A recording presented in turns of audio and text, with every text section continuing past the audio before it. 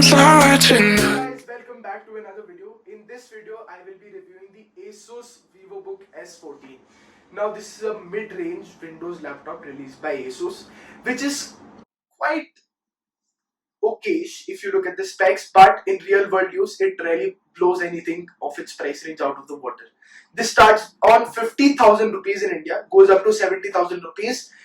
And in this video, we will be talking about the build quality, the quality of the display, which is awesome, the I/O on this laptop, the keyboard, and also its battery life.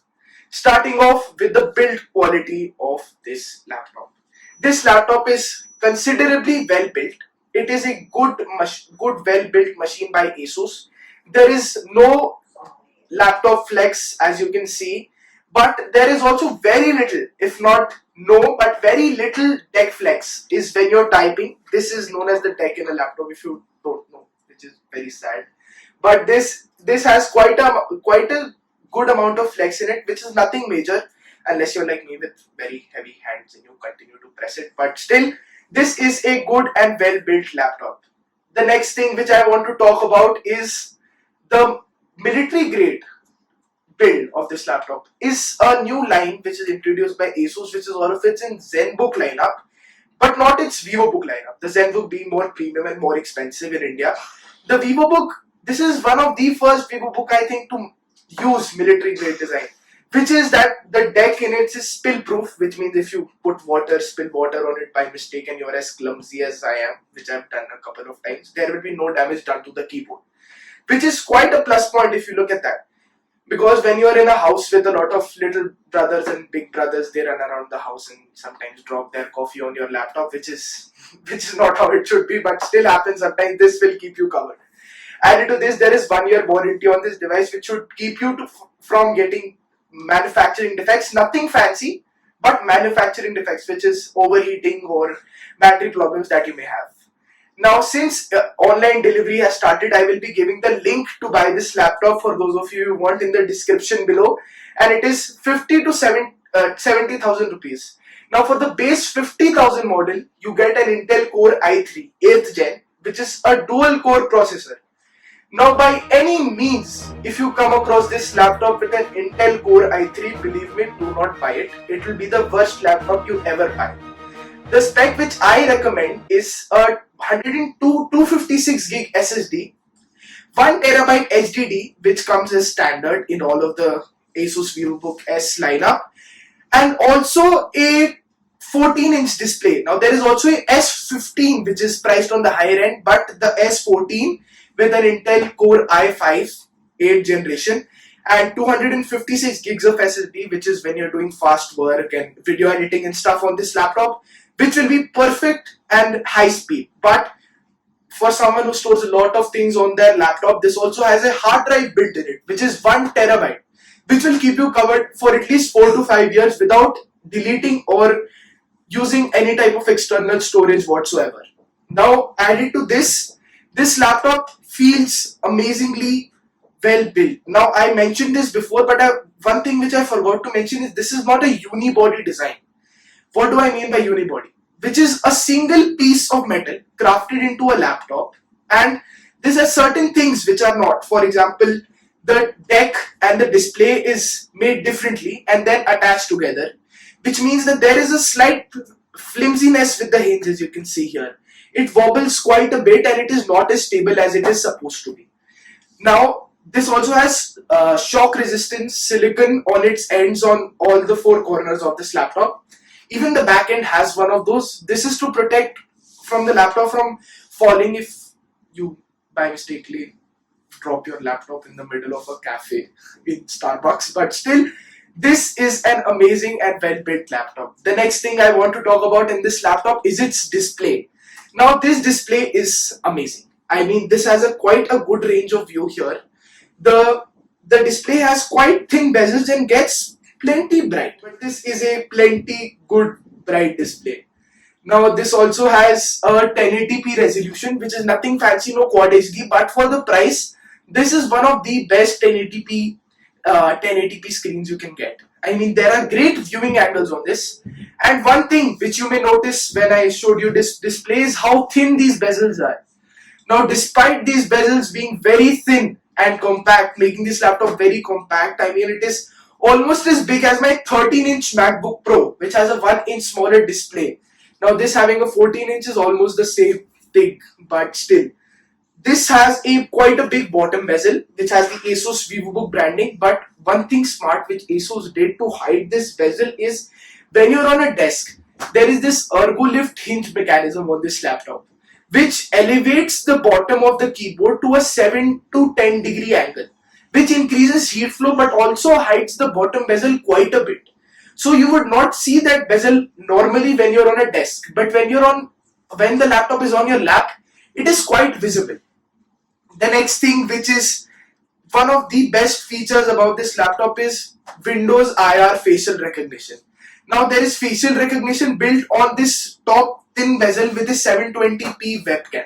Now the webcam quality is bad, it is just straight up bad, but except Microsoft's current devices, most of these laptops, even the higher end MacBook Pro 16s also feature a 720p webcam, which is bad. I mean, straight up bad if you look at anything from your smartphone. Even a 10,000 Xiaomi smartphone would have better face front cam qualities than the laptop's webcams. Now, the display, I told you, is already amazing, but the one thing that stands out about this laptop is the way it is designed. Now, from front, you would see that it is just a normal laptop with a grey finish. You can also get this in red, silver, and blue if you look at the less power devices, but the one which I have comes in this and a white color. This is a okay-ish color. I don't like it that much, but still, once you open it is where the magic starts. This display being so thin adds to the attractiveness of the laptop, but also this keyboard. This keyboard is awesome. I mean, this has one of the best typing experiences in any keyboard that I've tried. And I've tried a couple of lot of ones, even wireless keyboards for that matter.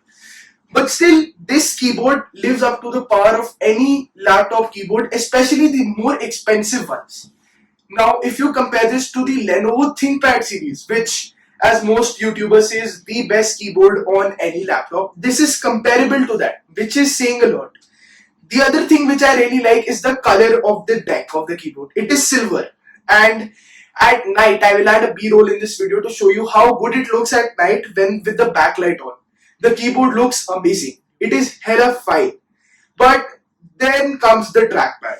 Now the first thing which I would like to point out is the fingerprint scanner is built within the trackpad. I don't know why it just reduces a tiny bit on the top right corner. It should have been either integrated in the power button or beside the trackpad, which I don't know most companies are doing nowadays. Why did Asus decide to place it here? But the trackpad itself is quite large, larger than even the HP Spectre X360 and the Dell XPS 13, which are priced at around 1 lakh rupees, and the XPS 13 starting in India at 1,22,000 rupees. So this is an amazing trackpad for that region.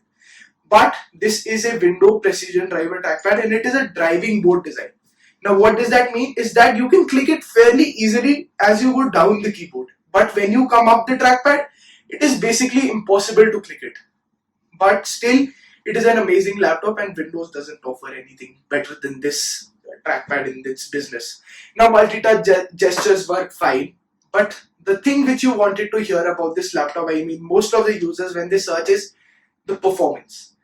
Now the performance is good. I mean it is a Core i5 8th gen. It is a U series mobile processor. It has Intel's integrated graphics, nothing fancy, but still the processor gives us almost anything that you can expect this to do. I've used it as my coding computer as well during the some of the workshops that I was using, and it did not heat up one bit. It was amazing and you can code on it whatsoever, and this can handle very light, I mean very light video editing. It can do nothing fancy like 4K 60 FPS, but if you're giving it 1080p 60 FPS video and later rendering it in Adobe Premiere Pro, it will work just fine. Now I am also currently testing out the MacBook Pro 13-inch from Apple, which review will come up later. I mean in a week or so I will be thoroughly ready to review that device. Now this video which you are seeing and I am recording it on my iPhone 11 Pro, and I will be editing it on the MacBook Pro. So I will have a good feedback of its performance there. But I have currently edited, the first video I edited was on this laptop and it did quite well. It was not very well, but still it could do little bit of video editing. The next thing which I want to talk about this laptop is its battery life. Now this has a 50 watt hour battery life, but it is still around 10 to 11 hours. Now I don't know how Asus managed to do that with such a small battery, but it's still a respectable 10 to 11 hours of real world use, which is what Asus claims. Now in real world use, when you're playing 4K videos continuously again and again on YouTube and opening multiple tabs at once, it is realistically going to last you 6 to 7 hours. But if you decide to video edit on this device and take a lot of time, for example an hour or two using Adobe Premiere Pro on this, you will use 50% of the battery life. So while doing video editing, it will only last 4 hours. Photo editing, it will last a little bit more than that, 4 hours and 30 minutes or so in my testing. So this is an amazing laptop, especially for those students who want to just get work done during this lockdown period. You can use Microsoft 365 1-year packages free with this. So you can just log on it and use 1 year free. And there are a lot of things integrated onto this laptop that will help you improve your creative skills. For example, using better PowerPoint presentations, Excel, and other stuff which you need to use right now. Now Zoom is one of the best apps for video calling that most schools are using right now, and it handles it just fine. There is no overheating or any kind of that stuff going around. And if you're like me, you can also open slide devices such as Instagram on one side and then WhatsApp on the other side during your Zoom class session, and nothing much will happen. It will just get a little bit hot. The one thing which I forgot to mention in this review is the speaker quality of this laptop. Now the speakers are bottom facing. There is no fancy branding like Harman Kardon or Bang & Olufsen speakers, but there is a Sonic Master branding. I don't know what that means, but Asus decided to put it there.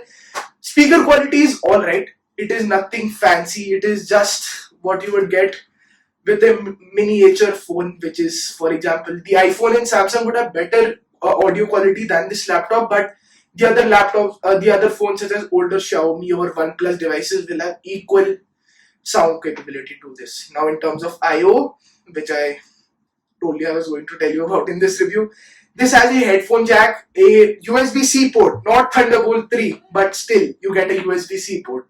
There is a full-size HDMI port. There is a USB 3.1 port which offers full speed. Now there is a DCI-in charging port and also two more USB 3.1 ports on the other side and a micro SD card reader, which is enough to get all of your work done. Really, this is an amazing piece of hardware combined with great software.